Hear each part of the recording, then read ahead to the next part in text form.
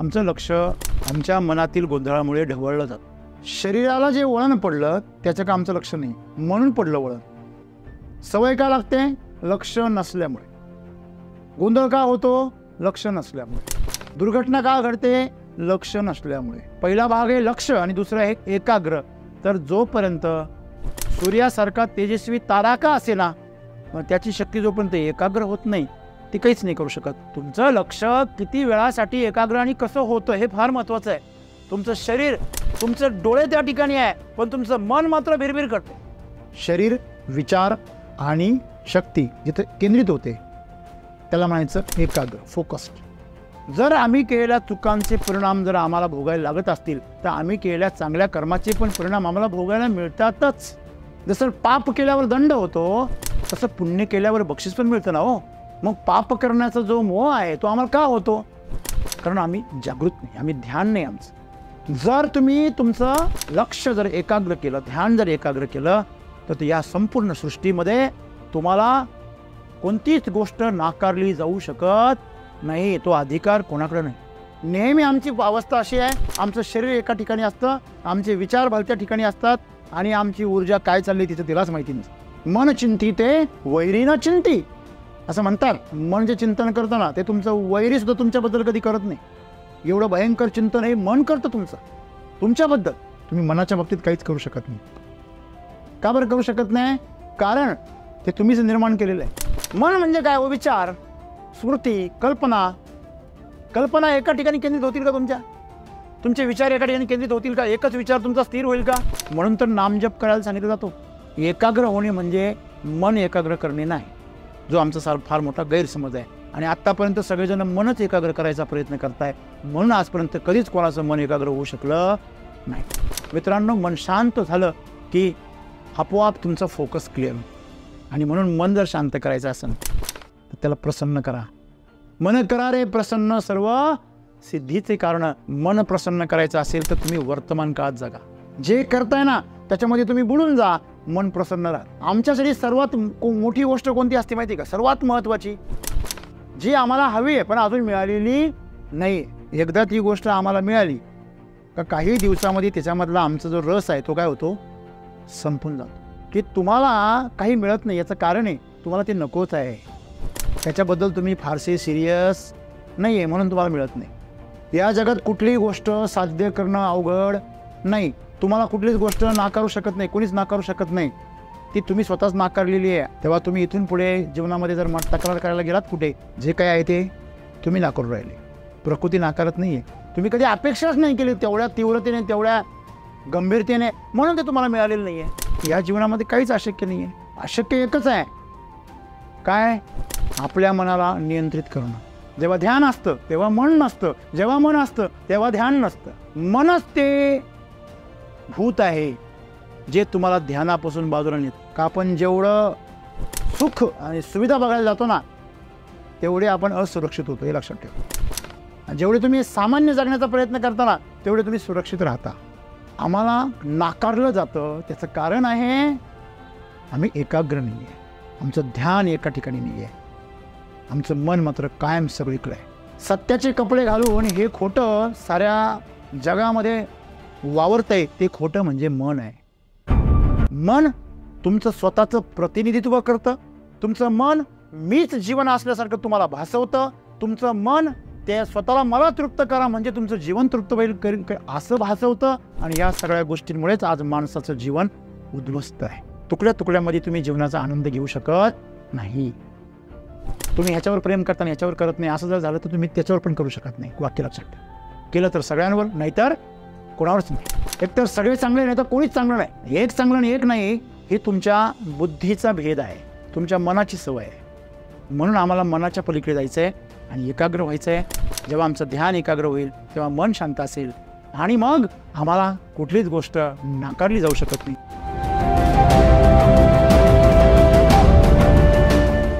जेव्हा तुमचं लक्ष म्हणजे काय? ध्यान। एकाग्र म्हणजे काय? एक अग्र म्हणजे काय? एक टोक। जेव्हा तुमचं लक्ष एका ठिकाणी स्थिर असतं, एका अग्रावर, मग तेव्हाचा विषय पहिली गोष्ट आपलं लक्षच असतं का, हा पहिला प्रश्न. आज आपल्या पिढीला जर बघितलं तर सर्वात अवघड गोष्ट काय, लक्ष. एका ठिकाणी पुढची गोष्ट येते लक्ष. माझं लक्ष असतं हे तरी लक्ष आहे का तुमचं? बऱ्याच वेळा समोरची माणसं म्हणतात, काय रे कुठे पाहतो, हां कुठे कुठे कुठे कुठे असं बोलतो ना. आपलं लक्ष आहे हे पण आपल्या लक्षात नसतं. तुम्हाला एखादी गोष्ट समजून घ्यायची हेच तुमच्या लक्षात नाही, पण तुम्ही उभे. जुन्या काळामध्ये एक म्हण होती, ताकाला जायचं आणि गाडगं लपून ठेवायचं. तर तू गाडगं कशाला आणलं? जाणीवपूर्वक नाही लपवलं, त्याच्या लक्षातच नाही आपण कशाला आलो. आपण कधी कधी फोन करतो समोरच्याला आणि त्याला म्हणतो, तो वेळेवर फोन नाही उचलत किंवा लेट करतो. तेवढ्या काळामध्ये 3-4 विचार डोक्यामध्ये येऊन जाता. तो समोरचा बोलतो, हां बोला. तो लक्षातच नाही राहिलं काय बोलायचं. त्याला ॲबसेंट माइंड असं म्हणतात. This is a disease. This is a disease. हा एक आजार आहे. ॲबसेंट माइंड म्हणजे काय, मन अनुपस्थित असणं.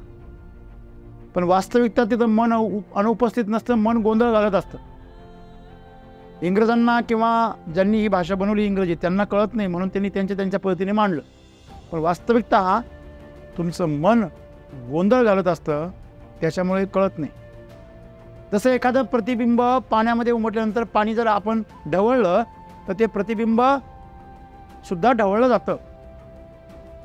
तसं आमचं लक्ष आमच्या मनातील गोंधळामुळे ढवळलं जातं. आणि जेव्हा आपलं लक्ष ढवळलं जातं तेव्हा त्याची शक्ती क्षीण होते. मग आपण म्हणतो, अरे ह्याचा फार प्रभाव पडतो बरं का, हा बोलायला लागला का काय प्रभाव पडतो, याने जर स्वयंपाक केला तर काय सुंदर करतो, याने जर काही गोष्ट करू दे एकच नंबर होते. त्याचं कारण आहे, कारण तो त्या कामामध्ये काय होतो, एकाग्र होतो. आपोआप होतो, त्याचा स्वभावच तसा आहे. मग तुमचा स्वभाव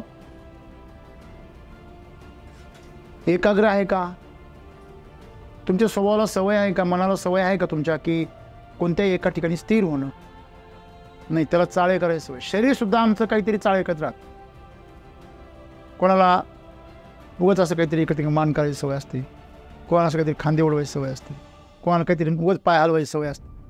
हां, काही ना उगाच इकडे खादीत राहत. मी दोष नाही काढत, मी काय सांगतो, शरीराला जे वळण पडलं त्याचं आमचं लक्ष नाही म्हणून पडलं वळण. सवय का लागते? लक्ष नसल्यामुळे. गोंधळ का होतो? लक्ष नसल्यामुळे. दुर्घटना का घडते? लक्ष नसल्यामुळे. हे सगळ्या निगेटिव्ह गोष्टी. पण लक्ष असल्यावर पॉझिटिव्ह गोष्टी घडतात, हे तरी आम्हाला माहिती आहे का? तुम्ही जर पूर्ण शक्तीनिशी जर एखाद्या काचेकडे बघत राहिले, त्या काचेला तडा जातो, एवढी ताकद आहे.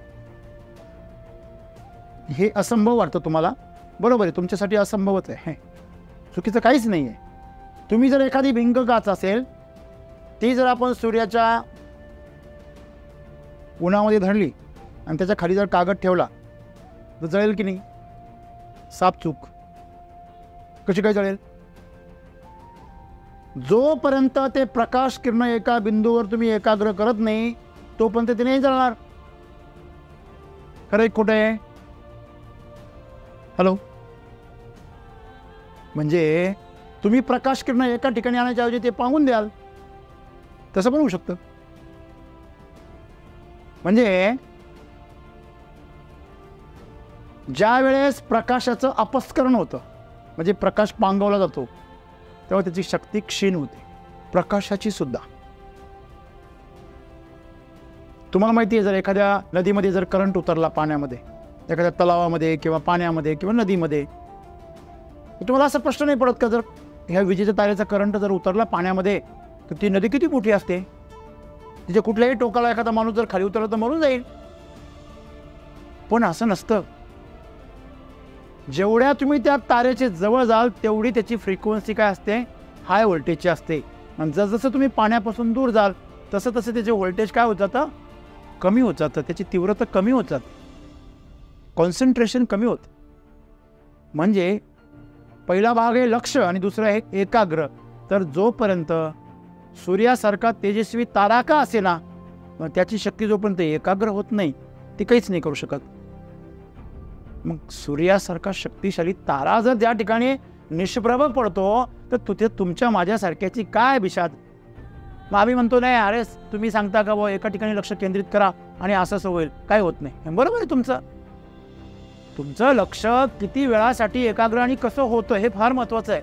तुमचं शरीर, तुमचे डोळे त्या ठिकाणी आहे पण तुमचं मन मात्र भिरभिर करते, त्याच्यावर तुमचा ताबा नाही आहे. चला, तुमचं डोळे पण तिथं आहे, तुमचं मन पण तिथे आहे, पण तुमच्या भावना मात्र डोलायमान आहे.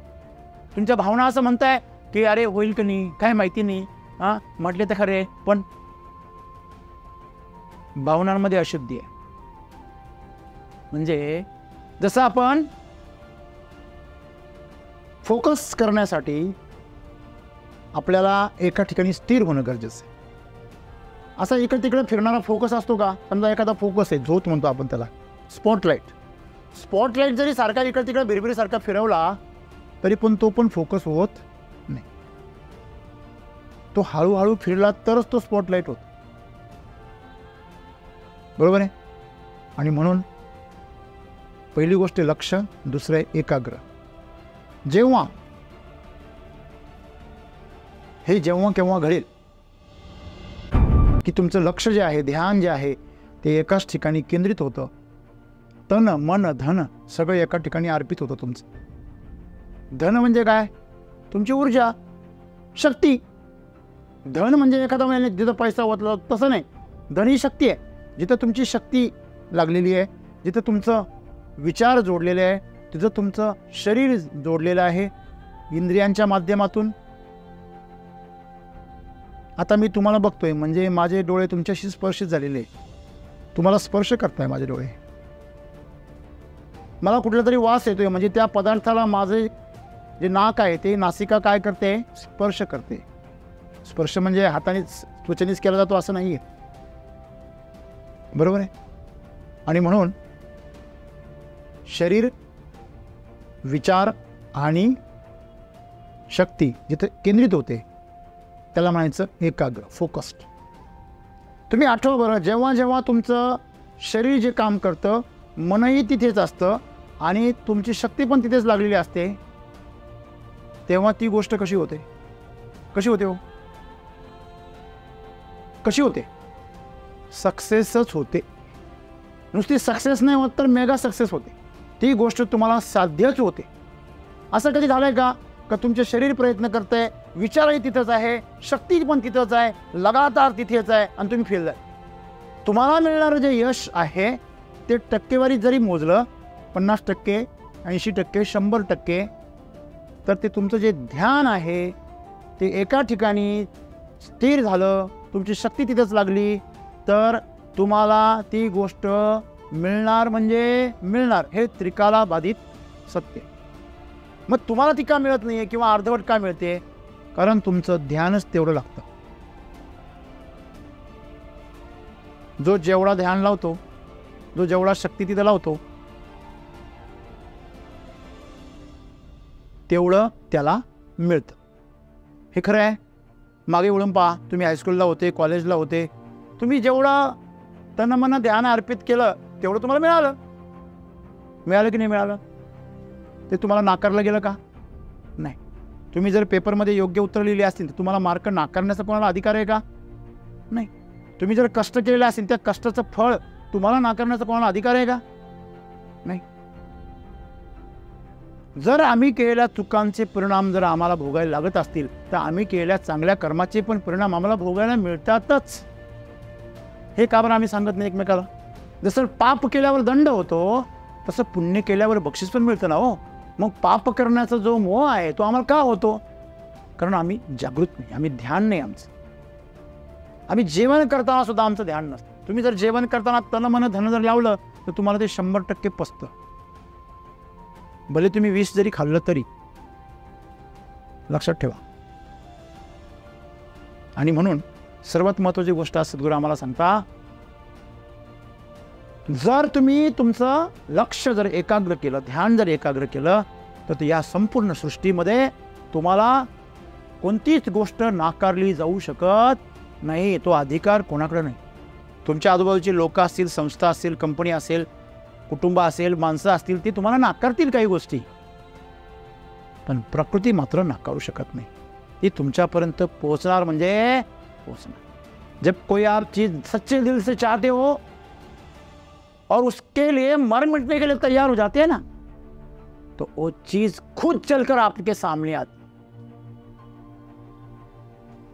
परंतु आमची अपेक्षाच, आमची प्रयत्नच असे आहे की आधी अधुरे असते. मिळते की नाही, करून तर बघू, गाजराची पुंगी वाजली तर वाजली, नाही तर मोडून खाऊ, ही आमची वृत्ती आहे. मग ह्या वृत्तीमुळे आम्हाला जीवनामध्ये कायम अर्धे अनुभव येतात, अर्धच प्राप्त होतं.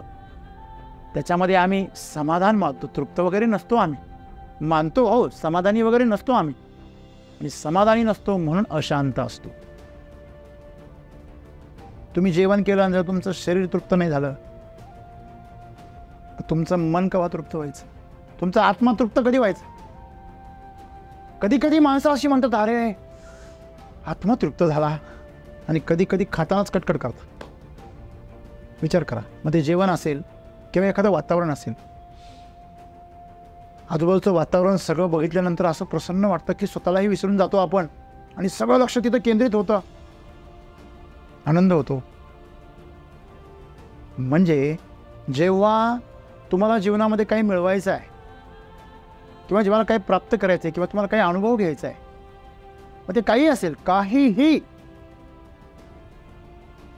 तर ते तुम्हाला साध्य करता येतं. बस तुम्हाला काय करायला पाहिजे? एकाग्र व्हायला शिकलं पाहिजे. तुमचं लक्ष एकाग्र झालं पाहिजे. काय? ध्यान. जे आमचं ध्यान आहे आता, जे आमच्या डोक्यात विचार चालू आहे, नेहमी आमची अवस्था अशी आहे, आमचं शरीर एका ठिकाणी असतं, आमचे विचार भलत्या ठिकाणी असतात, आणि आमची ऊर्जा काय चालली तिचं तिलाच माहिती नसतं. आणि म्हणून आज आम्हाला अपचन असेल, आम्हाला आजार असतील, आमची क्षमता कमजोर असेल, किंवा आमच्या वाणीमध्ये ताकद नसेल, किंवा आमच्या बोलण्याला काही कुठं किंमत नसेल, किंवा कमी असेल, या सगळ्या गोष्टींना कारणीभूत कोण आहोत? आपलं ध्यान आहे. आणि मग ते ध्यान जर आपण एका ठिकाणी जर केंद्रित करायला जर शिकलं, तर या जगामध्ये तुम्हाला कोणतीच गोष्ट नाकारू शकत नाही. ह्याचं उदाहरण आहे स्वतः छत्रपती शिवाजी महाराज. हे राज्य व्हावे ही श्रींची इच्छा पूर्णच केली. फोकस्ड होते पूर्ण. संकट किती पण येऊ द्या, ते सगळे खांद्यावर घेतले. मित्रांनो, फोकस फार महत्त्वाचं आहे. औरंगजेबाच्या दरबारामध्ये मागच्या रांगेत उभं करून अपमान केला. फोकस्ड होते. आजपर्यंत जे कधी घडलं नाही ते घडलं.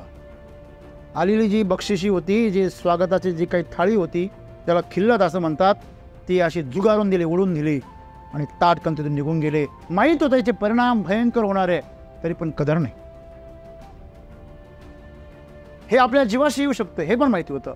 पण मी ज्या रयतेचा राजा आहे, ज्यांचा मी प्रतिनिधी आहे, त्यांची मान मी खाली झुकू देणार नाही. फोकस होता. जो सन्मान त्यांना अपेक्षित होता तो नाकारला गेला, खिल्लत झिडकारली गेली. तोच औरंगजेब बादशाह छत्रपतींच्या मृत्यूनंतर अल्लाहला प्रार्थना करतो, जन्नतमध्ये जागा दे या राजाला. सिवा भोसले को जन्नत में जगा दो. अरे शत्रूंनी तुमचं कौतुक करावं, हा सन्मान नाही मग काय? नाकारू शकत नाही. एका भारतीय माणसाला रेल्वेमधून बाहेर हुसकलं.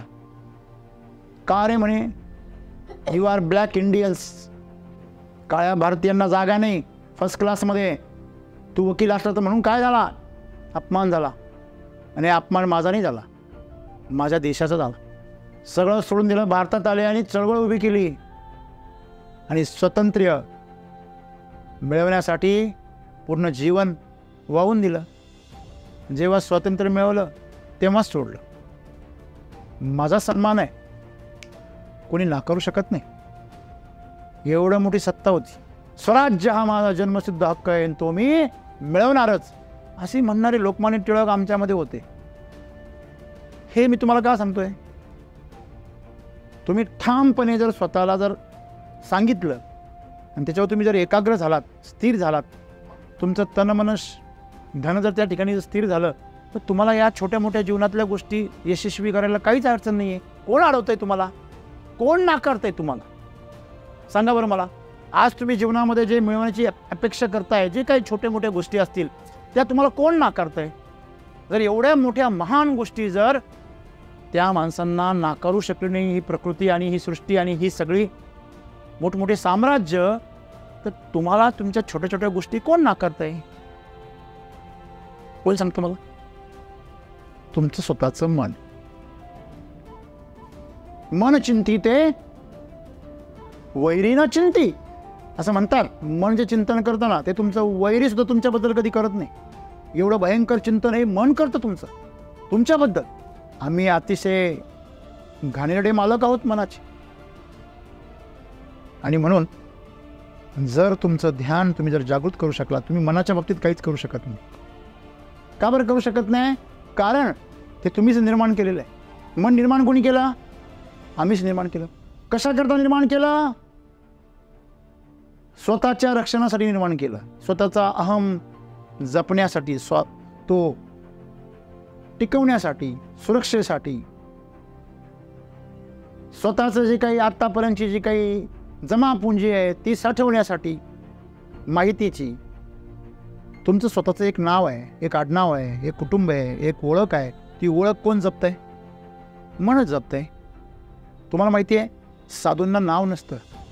साधूंना कधी नाव विचारायचं नसतं, जाती विचारायची नसते. म्हणून तर साधूंना महाराज म्हणतात, बाबा म्हणतात, संत म्हणतात. साधूची कोणी जाती नसती, कोणी नाव नसतं, गाव नसतं. हे विश्वची माझे घर. मग ही जी ओळख आहे ही मनाने निर्माण केलेली आहे. आणि साधूंकडं आणि संतांकडे मन नसतं. त्यांचं मन पूर्णपणे त्यांच्या जीवनामध्ये काय झालेलं असतं? विरघळून गेलेलं असतं. त्यांचा मीपणा विरघळून गेलेला असतो. मी कळा कुसरी काहीच नेनो, बोलतो अति भाविका. मी भावनेने बोलतो, माझं स्वतःचं काही अस्तित्व नाही आहे. हे जेव्हा माणूस मान्य करतो तेव्हा हा परमेश्वर त्याच्यामध्ये उतरतो. मनाचा काही संबंधच नाही आहे. आणि आज आमच्यामध्ये एकाग्रता आम्हाला कोणी होऊ देत नसेल तर ते कोण होऊन देत नाही? मनच होऊन देत नाही. आणि सर्वात गमतीची गोष्ट माहिती सगळ्यांना, आम्ही मराठी भाषेमध्ये बोलताना सहज म्हणतो मन एकाग्र करा. हे कसं आहे माहिती का? एखाद्या अग्नीला थंड हो असं म्हणण्यासारखं आहे. पाण्याला सांगायचं आहे की तू भिजू नको, वाऱ्याला सांगायचं आहे तू सुकू नकोस, आणि सुरीला सांगायचे तू कापू नकोस. मनाचा स्वभाव आहे चंचलपणा. एका ठिकाणी न थांबणं हा त्याचा स्वभाव आहे. पण ते एकाग्र होऊ शकतं का? कदाचित तुम्हाला असं वाटतं की मन एकाग्र झालं. नाही, ते तुमचं मन शांत होतं, एकाग्र नाही होत. मन म्हणजे काय? विचार, स्मृती, कल्पना. कल्पना एका ठिकाणी केंद्रित होतील का? तुमचे विचार एका ठिकाणी केंद्रित होतील का? एकच विचार तुमचा स्थिर होईल का? म्हणून तर नामजप करायला सांगितलं जातो. सामान्य लोकांना नामस्मरण करा असं का सांगितलं जातं? कारण एकच विचार त्यांच्या डोक्यात जर पेरला तर कदाचित ते मन त्या विचारावर काय होतं? शांत होतं. एखादी गाडी एकाच वेगाने रस्त्याने चाललेली आहे, तर आतल्या माणसांना आपली गाडी चालू आहे याची जाणीव सुद्धा होणार. एकाच वेगाने, एकाच दिशेने, एकाच तलावरती, समतलावरती जात असेल तर त्यांना जाणीव सुद्धा होणार नाही की आपण चाललेलो आहोत. विमान जेव्हा खाली लँडिंगसाठी खाली येत असतं तेव्हा त्याचं इंजिन पूर्ण बंद होतं. तेव्हा आपण विमानात आहोत, विमान चालतंय, उडतंय असं काही कळत नाही. पण जेव्हा ते टेकअप घेतं तेव्हा मात्र बैलगाडी कमी आदळते एवढं आदळतं ते. म्हणजे सांगण्याचं तात्पर्य काय आहे की मनाचं अस्तित्वच मुळात चंचलतेमध्ये आहे. आणि म्हणून एकाग्र होणे म्हणजे मन एकाग्र करणे नाही, जो आमचा फार मोठा गैरसमज आहे. आणि आत्तापर्यंत सगळेजण मनच एकाग्र करायचा प्रयत्न करताय, म्हणून आजपर्यंत कधीच कोणाचं मन एकाग्र होऊ शकलं नाही. असंभव गोष्ट आहे ती, का होऊ शकत नाही. मेलेल्या माणसाला जिवंत करण्यासारखी गोष्ट आहे ती. मेलेल्या माणसाला विचारायचं, काय रे बाबा तुझा लकी ड्रॉ लागला 1 कोटीचा, काय करू? ते कळणार पण नाही. कळेल का? का तुम्हाला SMS करेल? करेल का व्हॉट्सअपवरती? नाही तुझ्या खात्यात टाकून दे असं म्हणेल का ते? नाही, असंभव आहे. तसं मन स्थिर होऊ शकत नाही. मित्रांनो, मन शांत झालं की आपोआप तुमचा फोकस क्लिअर होतो. आणि म्हणून मन जर शांत करायचं असेल तर त्याला प्रसन्न करा. मन करा रे प्रसन्न सर्व सिद्धीचे कारण. आणि मन कशाने प्रसन्न होतं? तर मन प्रसन्न करायचं असेल तर तुम्ही वर्तमान काळात जगा. जे करताय ना त्याच्यामध्ये तुम्ही बुडून जा, मन प्रसन्न राहत. पण आमची समस्या अशी आहे की आम्ही जे करतो ना त्याच्यापेक्षा आम्हाला वेगळं हवं असतं. जोपर्यंत आमच्या जीवनामध्ये सगळ्यात मोठी शोकांतिका काय माहिती का? आमच्यासाठी सर्वात मोठी गोष्ट कोणती असते माहिती का? सर्वात महत्त्वाची, जी आम्हाला हवी आहे पण अजून मिळालेली नाही. एकदा ती गोष्ट आम्हाला मिळाली का काही दिवसामध्ये त्याच्यामधला आमचा जो रस आहे तो काय होतो? संपून जातो. का बरं? कारण आम्ही त्या गोष्टीबद्दल अनेक कल्पना केलेल्या असतात आणि त्या कल्पनांमध्ये आम्ही त्या गोष्टीला असं काहीतरी आवड हवे करून ठेवलेलं असतं. मग ती व्यक्ती असेल, संबंध असतील, वस्तू असेल, काही असेल. आणि तुम्हाला सगळ्यांना काय वाटतं? बरं, म्हणजे प्रत्येकाला असं वाटतं तुम्हाला सगळ्यांना की माझ्याकडे जर मला ₹1,00,000 पगार असता, मला ₹5,00,000 पगार असता तर माझं जीवन किती सुंदर असतं, मी किती आनंदी असतो, मी अशी मजा केली असती. तर काय माहिती तू मजा केली असती का सजा झाली असती तुला? तू अशा परिस्थितीमध्ये कदाचित 5-50 वर्ष जगशील. तुझा पगार जर 10 लाख झाला तर तू 25 वर्ष तर नक्की घटवशील. हे मी तुला लिहून देतो बॉन्डवर. का? आम्हाला माहिती नाही आमचं जीवन कसं सांभाळावं आणि आमच्या जीवनात आम्हाला हवं काय हेच आम्हाला माहीत नाही. आणि म्हणून सद्गुरू म्हणता की तुम्हाला काही मिळत नाही याचं कारण आहे तुम्हाला ते नकोच आहे. त्याच्याबद्दल तुम्ही फारसे सिरियस नाही आहे म्हणून तुम्हाला मिळत नाही. तुम्ही जर सिरियस झाले ना, कमी गंभीर झाले ना, एक बार मैंने ठान ली तो मैं अपने आप की भी नहीं सुनता. बरोबर की नाही? हे जीवनाचं रहस्य. म्हणजे आज आम्ही जे बोलतो की त्याचं नशीब आहे, ह्याचं नशीब आहे, आपलं तर असंच आहे, नाही, मुळात तुम्हाला ते नकोच आहे. या जगात कुठलीही गोष्ट साध्य करणं अवघड नाही. तुम्हाला कुठलीच गोष्ट नाकारू शकत नाही, कोणीच नाकारू शकत नाही. ती तुम्ही स्वतःच नाकारलेली आहे असं सद्गुरूंना सांगायचं आहे. तेव्हा तुम्ही इथून पुढे जीवनामध्ये जर तक्रार करायला गेलात कुठे का हे पिरपिर करा, जे काय आहे ते तुम्ही नाकारू राहिले. प्रकृती नाकारत नाही आहे. तुम्ही कधी अपेक्षाच नाही केली तेवढ्या तीव्रतेने, तेवढ्या गंभीरतेने, म्हणून ते तुम्हाला मिळालेलं नाही आहे. तुम्ही किंमत मोजा. विमान पण घेऊन येऊ आपण, त्याला काय अडचण आहे. तुमच्याकडे किंमत मोजण्याची काय पाहिजे? तयारी पाहिजे. मग या जीवनामध्ये काहीच अशक्य नाही आहे. अशक्य एकच आहे, काय? आपल्या मनाला नियंत्रित करणं. बाकी सगळं शक्य आहे. आणि म्हणून सद्गुरू म्हणता की तुमचं जे ध्यान आहे ते एकाग्र करा. मनाला काही करू नका, ध्यान एकाग्र करा. बघा, मन वेगळं आणि ध्यान वेगळं. जेव्हा ध्यान असतं ना तेव्हा मन नसतं, हे वाक्य लक्षात ठेवा. जेव्हा ध्यान असतं तेव्हा मन नसतं, जेव्हा मन असतं तेव्हा ध्यान नसतं. मनच ते भूत आहे जे तुम्हाला ध्यानापासून बाजूला नेत.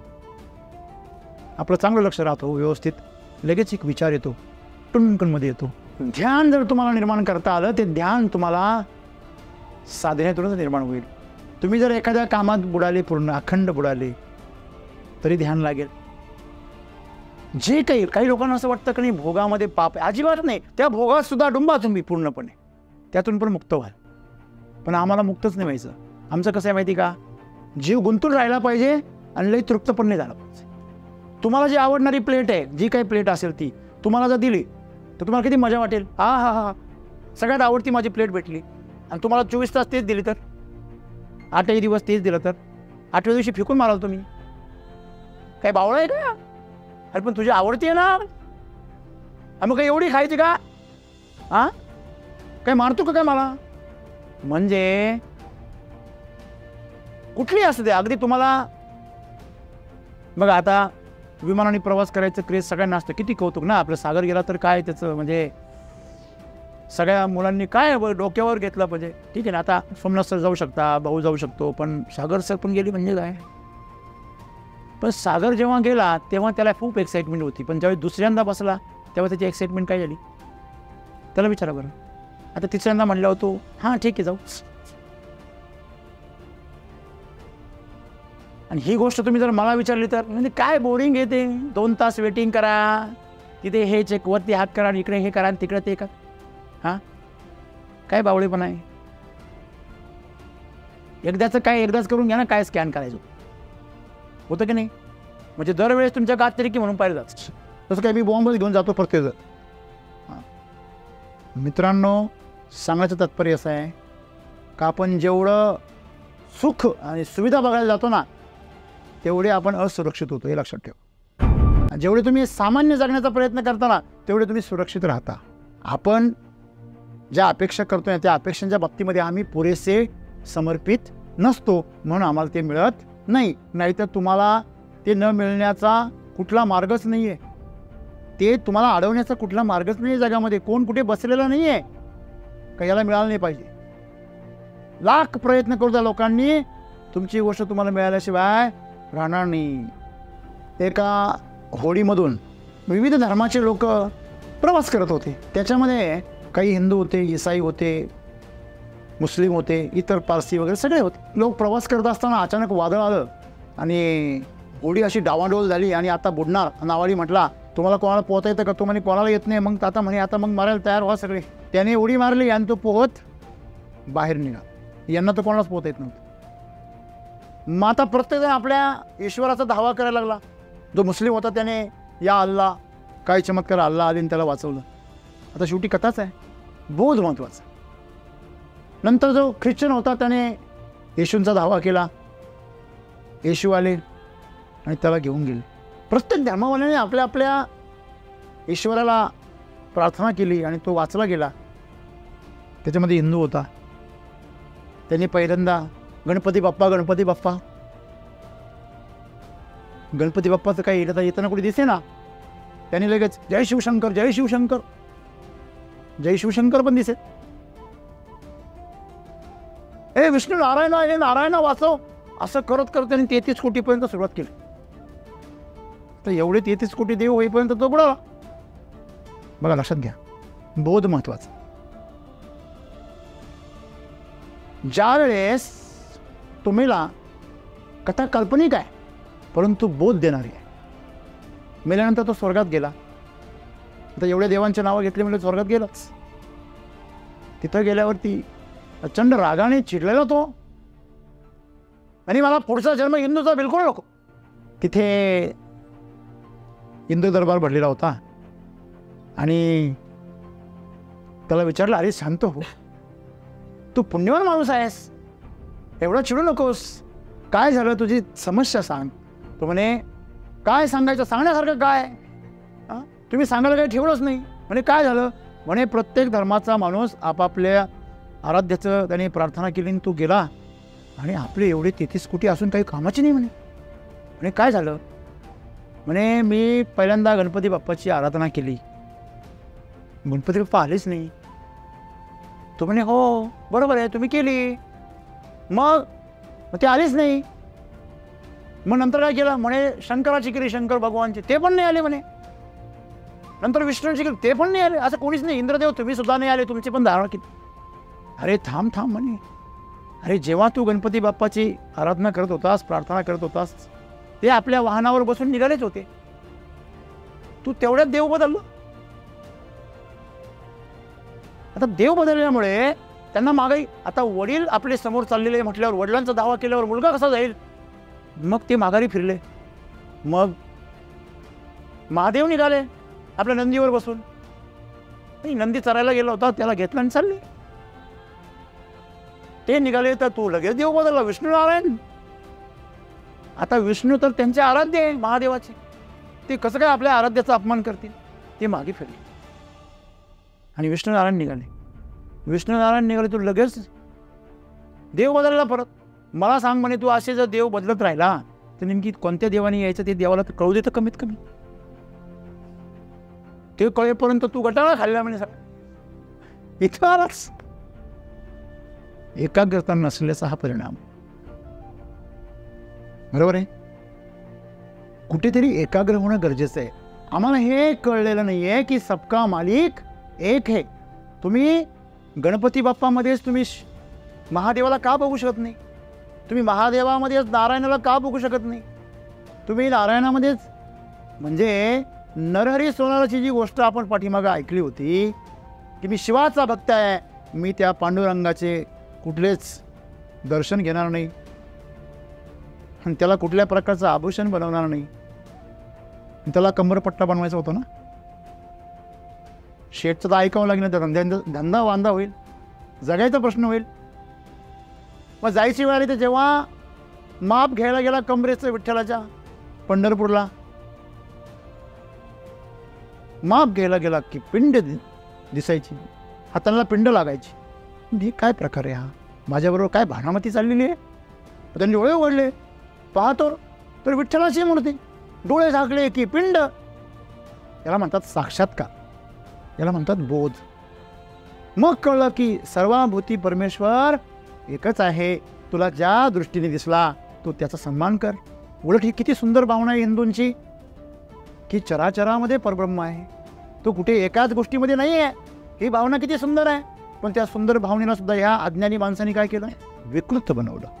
तुझ्यात पण मीच आहे, ह्याच्यात पण मीच आहे, ह्या वस्तूंमध्ये, या निर्जीव गोष्टींमध्ये, या संपूर्ण सृष्टीमध्ये मीच भरलेलो आहे असे भगवान श्रीकृष्ण सांगतात. तेव्हा तू झोपलेला होता का? आम्हाला नाकारलं जातं. त्याचं कारण आहे आम्ही एकाग्र नाही आहे, आमचं ध्यान एका ठिकाणी नाही आहे, आमचं मन मात्र कायम सगळीकडे आहे.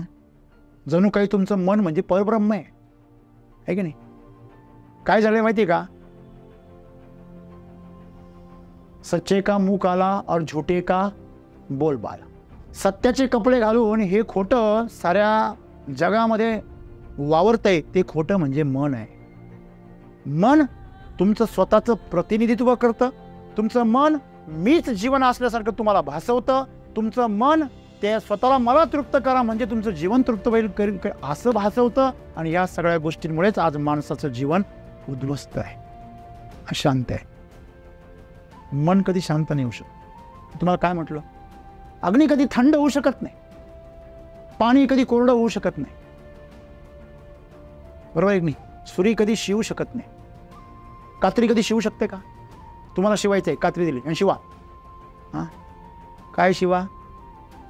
कात्री कुठे शिवायचे काम करते? हां,